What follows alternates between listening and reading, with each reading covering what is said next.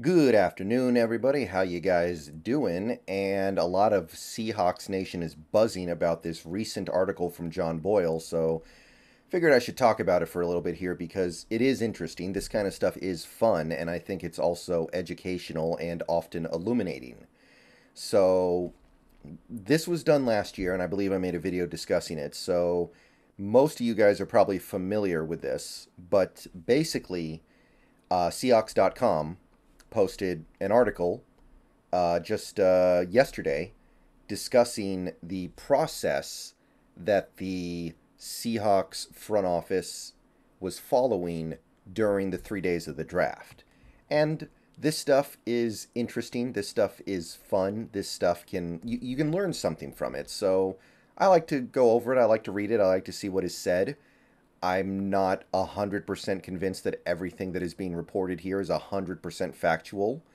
I question one or two things that are mentioned in this article, admittedly. I'll talk about that shortly. But generally speaking, if you take John Boyle and Pete Carroll and John Schneider, etc., etc., etc., at their word, I think that this article reinforces the process that the Seahawks are now following that is much better than their previous process.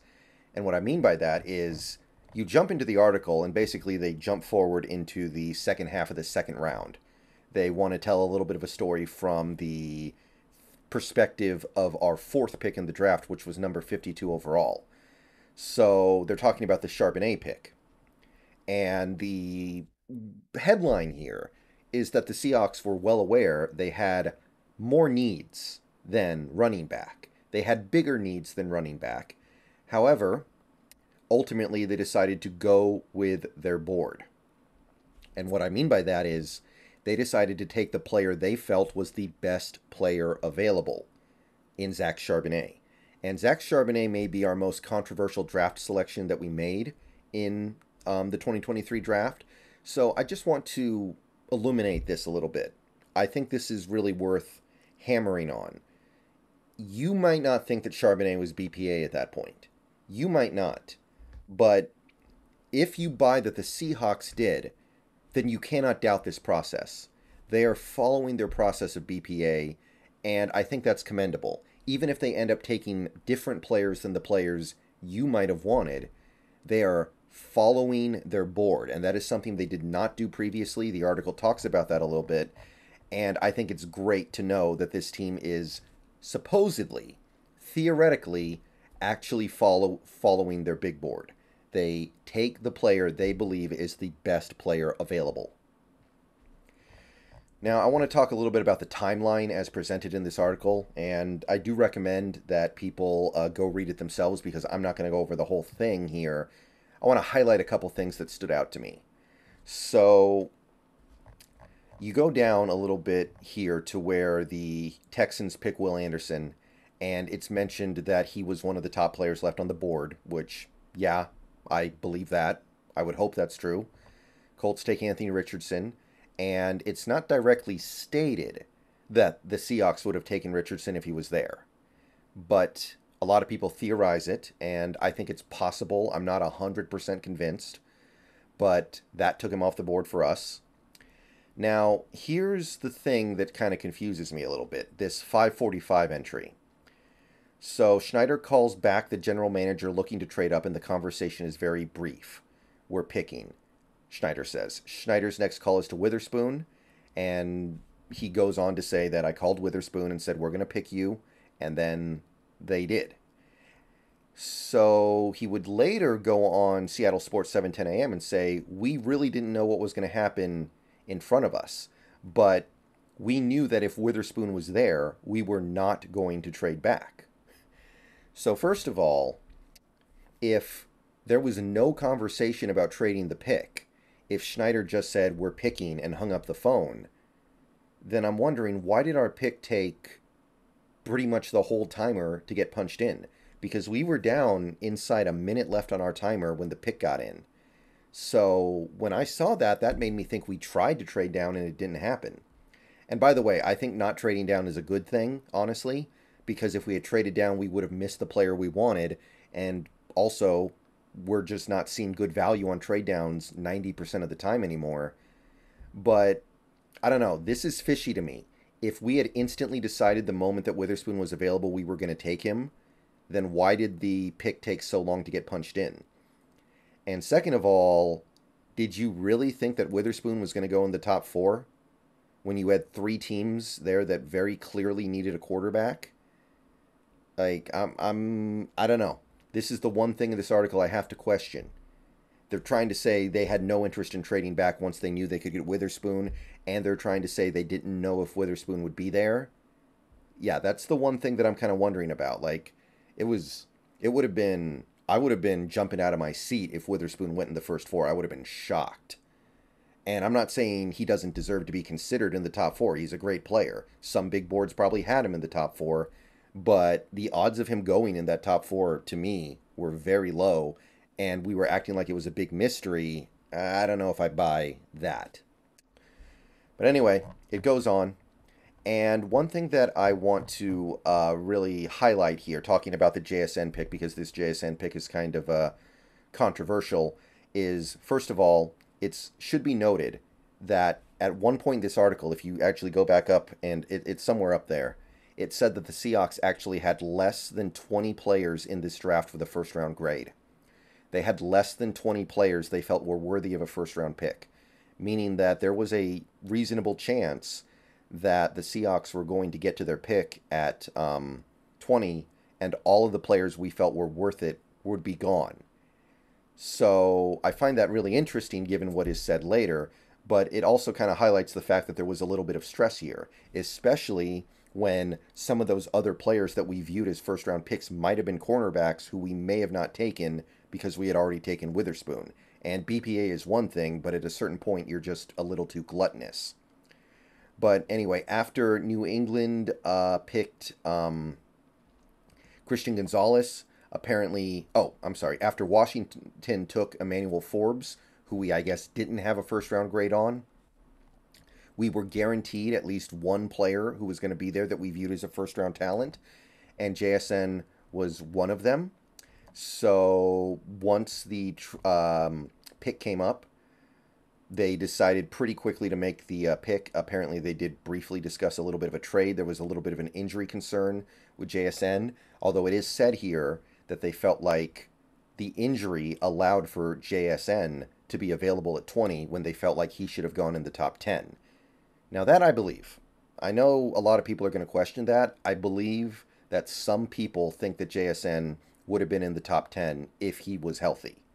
And I personally don't think I would have had him in my top 10, but if he was healthy and I was writing from the perspective of a team that runs a lot of 3 receiver sets, I probably would have had him at least in the top 20. So I buy it. And when you think about it through that lens, the fact that we got 2 top 10 guys with our 2 first-round picks, it has to kind of really highlight the fact that this team is following a new philosophy from these last couple years, and it's great news. So anyway, we take JSN, and then it goes to day 2, and the interesting thing from this day, the thing that really stood out to me about this, the Seahawks went into the day with Derek Hall as their best player left, and he was the last remaining player that we had a first-round grade on, meaning that the Seahawks might have taken Derek Hall at 20. They would have been okay with that, but they managed to get him at 37. Now, the question is, do you believe them? I will say this. There are a couple of big boards, like professional, real, meaningful big boards out there that had Derek Hall as a first-round pick. Most had him in the second, but some had him in the first.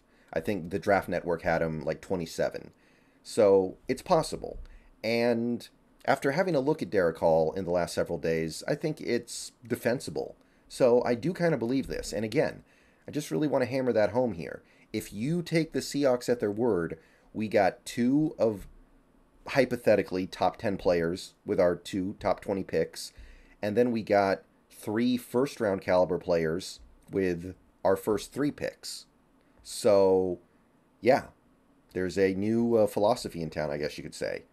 So, apparently the Seahawks were going to trade the pick if Derek Hall wasn't there. but he was there, so they brought him in. And then you had the Charbonnet thing. With one thing that the article mentions is that the Seahawks did like Keanu Benton, who went like 2 or 3 picks before our pick, although he was not our favorite player left. So this creates an interesting implication that the Seahawks would have drafted Zach Charbonnet even if Keanu Benton was on the board, because the implication is that Charbonnet was the top player left on our board, and I seriously doubt that Jaden Reed or Cam Smith were ahead of Charbonnet. So there's a scenario where Keanu Benton would have been there at 52. In theory, we still would have taken Charbonnet, and my chat would have rioted, which would have been fun. But that's not what happened. What we got was actually not that radically different because of John Michael Schmitz being there, but that got undone pretty quickly. One thing that's interesting, John Michael Schmitz not really mentioned anywhere here. The implication being we just didn't like him that much, which I kind of understand why, but it surprises me a little bit. So we get Charbonnet, and then it's mentioned that Schneider is often surprised by the things that happened, especially around round 3, where a lot of players he thought was going to go undrafted or maybe go into like the 7th round ended up going in the 3rd round, and that threw him for a loop. So it did kind of knock his board around just a little bit. But it talks about the trade with Denver, where we acquired their 3rd round pick next year for our 3rd round pick this year, plus a 4th round pick, which is a trade that I think is fine. I don't think it's a good or bad trade. I think it's just a trade that exists. It's going to feel pretty amazing in a year, though, when we have that extra pick just sitting there. But I thought it was a fine pick. I find it interesting that we didn't think anyone was worth picking there, which highlights the fact that this draft was not that great. And that's one thing that is mentioned in this article concerning trading for 2024 picks. It seems like this team thinks that 2024's draft will be better, like a lot better than 2023's draft. And that's probably the case. I think that's actually probably accurate. So I believe that this team would decide, hey, let's give up a pick we have this year to get a pick next year. And when you look at it through that lens, I think that's probably a pretty good idea. And then you go into day 3, and you don't learn a ton from this. It's just kind of going through a basic timeline. One thing that I cannot help but notice is that apparently we had eyes on Jake Andrews at 108, but New England sniped us. Let me just say, I'm really happy the way that things worked out the way that they did. I wasn't a big Jake Andrews guy. I viewed him as like a 6th or 7th rounder. Getting him in the 4th would not have really excited me. And the way it worked out, we got Oluwatimi in the 5th, who I think is a much better player than Andrews. So I think that we kind of got saved a little bit there. So shout out New England. I don't know, maybe these teams are seeing something with Jake Andrews that I just don't see. So anyway, we get Bradford. A little later, we get Cam Young, who it's implied that, Hurts was really excited about, that Clint Hurt was really excited to bring in. There seems to be a lot of build up around this pick about this was the guy that we had our eye on for a while now. Kind of interesting, because I suspected that we had finally decided, okay, we need to bend a little bit and reach for a need because we haven't gotten any big defensive linemen yet. And that still could be the case, but this article tries to portray the opposite. And then you have, moving on, the Mike Morris pick. Not really anything said too interesting about that, other than the fact that we want him to get big. We want him to weigh a lot when he shows up, which we already kind of knew. And they go on to the pick at 154, which, hey, we were really excited about getting Oluwatimi, which I was as well, especially at 154. I think that's incredible value. And it says that Schneider immediately shot down a trade offer and then realized, well, let me hear it. And then he heard it, and it didn't happen. So then it goes on to Jarek Reed, and Jarek Reed is a guy that somebody in the front office was kind of really plugged into. And then they got incredible value with Kenny McIntosh. And as somebody who didn't love Kenny McIntosh, the incredible value thing is absolutely correct.